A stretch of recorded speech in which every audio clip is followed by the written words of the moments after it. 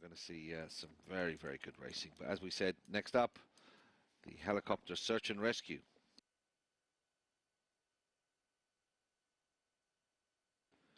So there's the Challenger Cup standings. As we said, Florian Berger, top of the tree with 57.07. But right now, this very, very powerful search and rescue helicopter from Augusta Westlands coming in.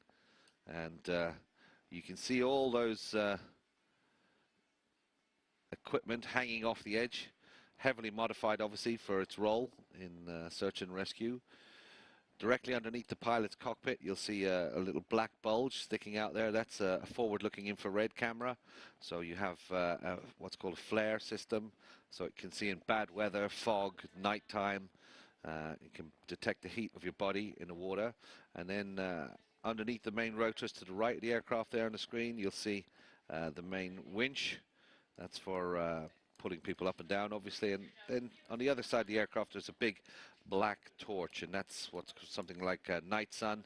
Millions and millions of candle watt, and you can have a wide search beam, or you can make it like into a pencil beam.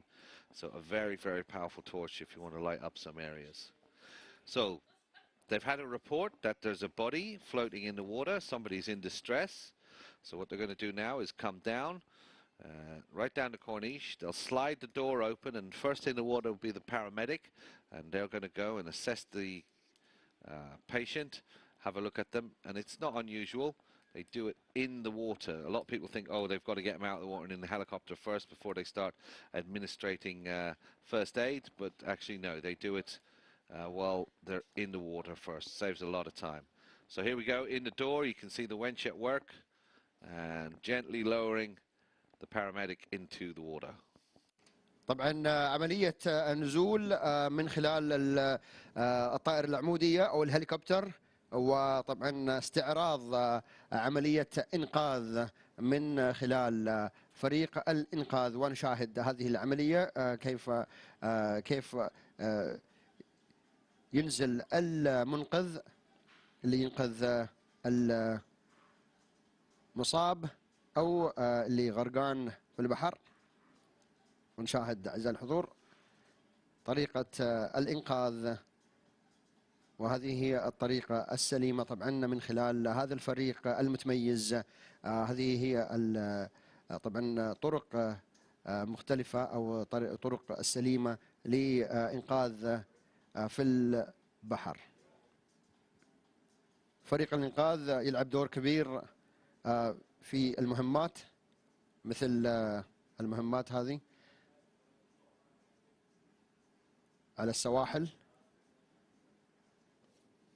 So we saw the signal there for the basket, and in this scenario we're assuming that the patient or the person being rescued is unconscious, so you can't use a winch to bring an unconscious person up. You need it's a lot safer to put them in a basket, and that way they're not going to be moving around, because obviously they could wake up on the way down. So put them in the basket and lower that up, and then the paramedic will wait in the water, and then they'll winch them up with a diver.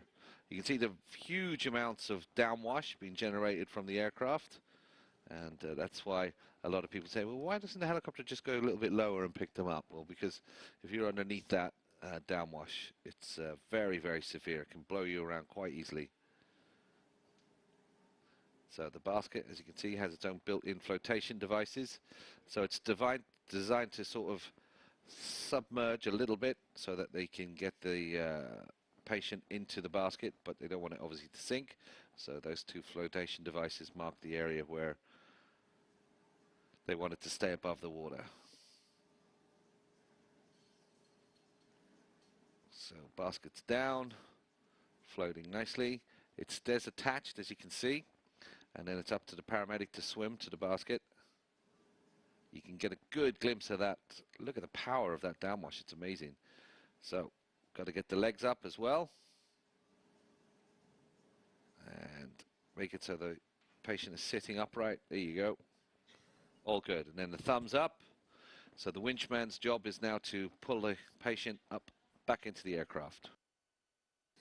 وطبعا هذه هي العملية، عملية إنقاذ فرد من الأفراد على الساحل ونزول السلة لإنقاذ طبعا وضع المريض أو المصاب في السلة، وطبعا وصوله إلى الأعلى ليصل إلى الفريق الإنقاذ والأطباء داخل الهليكوبتر أو داخل الطائرة العمودية. وطبعا العملية طبعا ما تأخذ وقت كثير، بما أن هذه العملية طبعا صالحة لإنقاذ الفرد أو الأفراد من خلال الطائرة العمودية. طبعا الطائرة مزودة بجميع التقنيات عالية الجودة لإنقاذ، وطبعا تقنيات طبية أيضا لإنقاذ فرد. وطبعا عضو من الفريق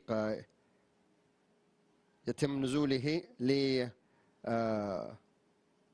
أو لوصول إلى الفرد أو لأحد أعضاء فريق الإنقاذ ليصل إليه ويرافقه إلى الأعلى. فهذه هي الطريقة، طريقة الإنقاذ، واستعراض جدا متميز من ضمن استعراضات اللي شاهدناها وبنشاهدها اليوم. فريق الإنقاذ، هذه هي العملية المتكاملة فريق الإنقاذ الجوي أو الطائرة العمودية. إشارة يؤشر إلى التحكم إلى الأعلى ويرتفعان بهذه الطريقة لتوصيلهم إلى الطائرة العمودية. ونشكر فريق الإنقاذ لهذا الاستعراض المتميز في البطولة العالمية سباق ريدبول الجوي في دورته 11 هنا في أبوظبي.